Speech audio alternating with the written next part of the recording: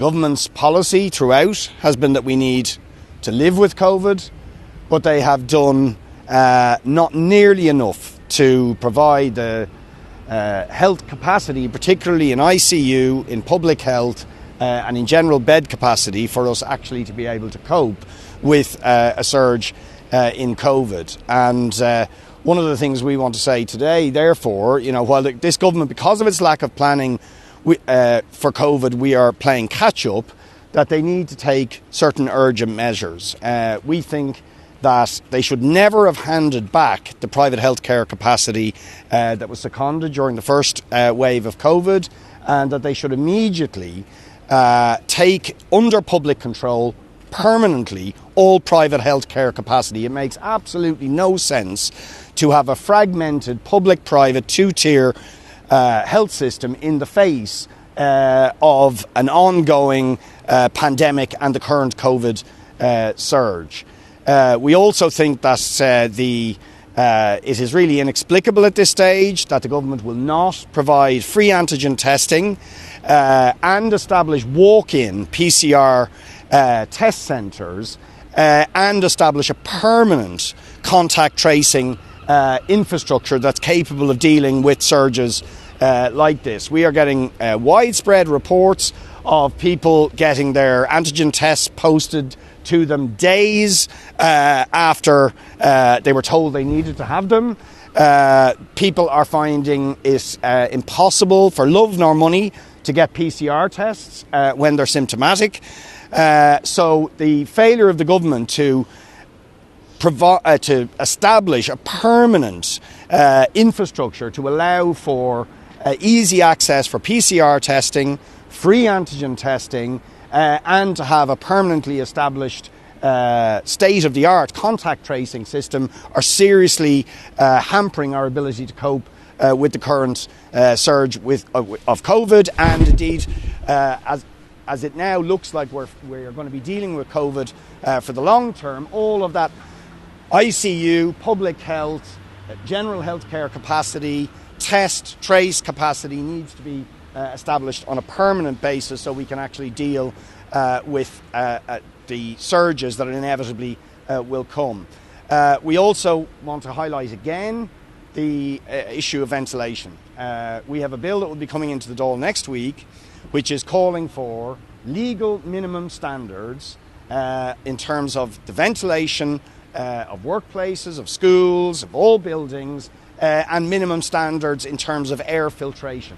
And it is really shocking that the government have done nothing concrete and substantial to ensure that we have proper minimum standards of ventilation and air filtration to deal with the pandemic.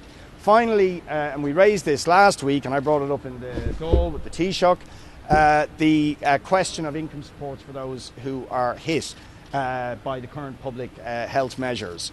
The musicians, the entertainers, the taxi drivers and those in the nighttime economy have seen their employment and opportunities to work over Christmas fall off a cliff because of public compliance, which we welcome with public health measures, but it is outrageous that the government will not reopen, as we asked last week, applications for the PUP.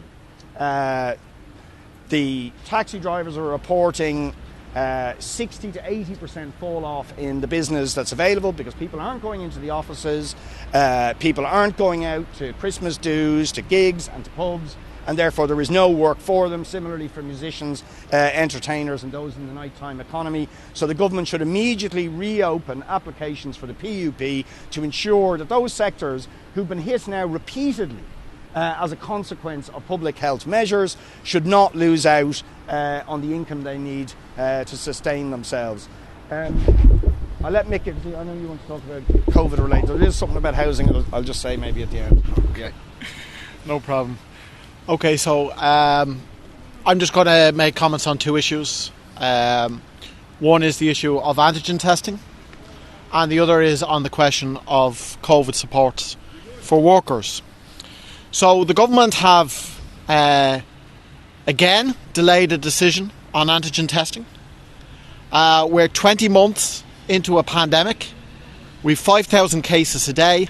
and they still don't have their act together on antigen testing.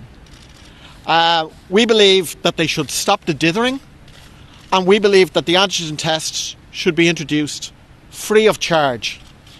That's what happened in Britain in April.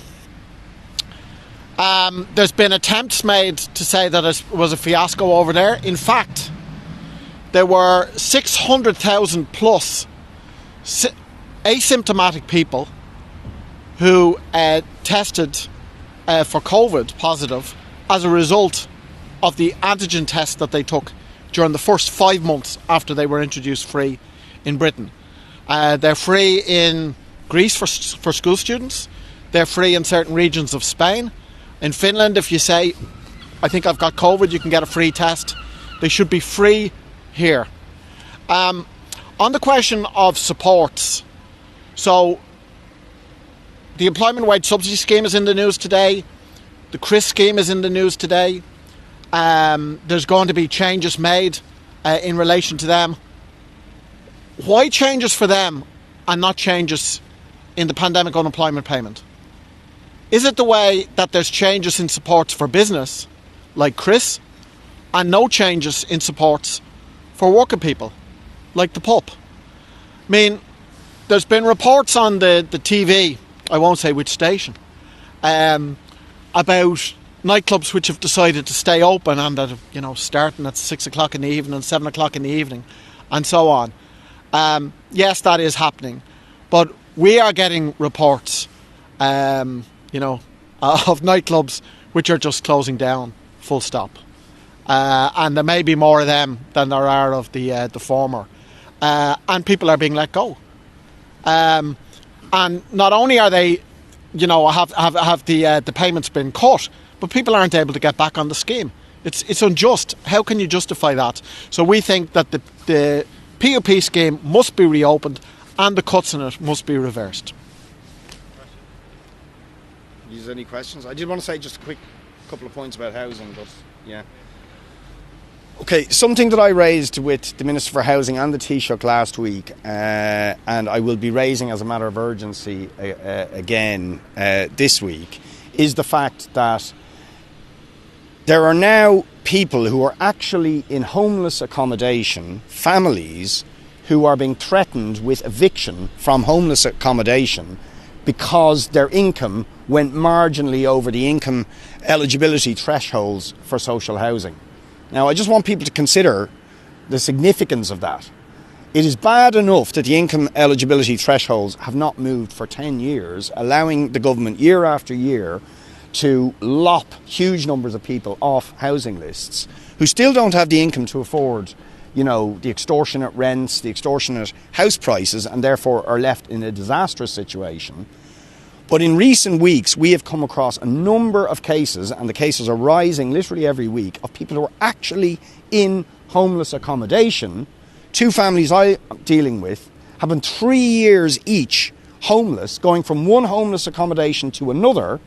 And because in an effort to try and get themselves out of the mess they're in, they got employment, they were then thrown off the list and told you're not entitled to any housing support at all. One of those families is literally being threatened to be put out on the street this week. Right? This is absolutely shocking stuff. So you're being punished when you're homeless for trying to get a job, raise your income, and as a result, you're being thrown off a housing list and being denied HAP or any other housing support, including emergency accommodation.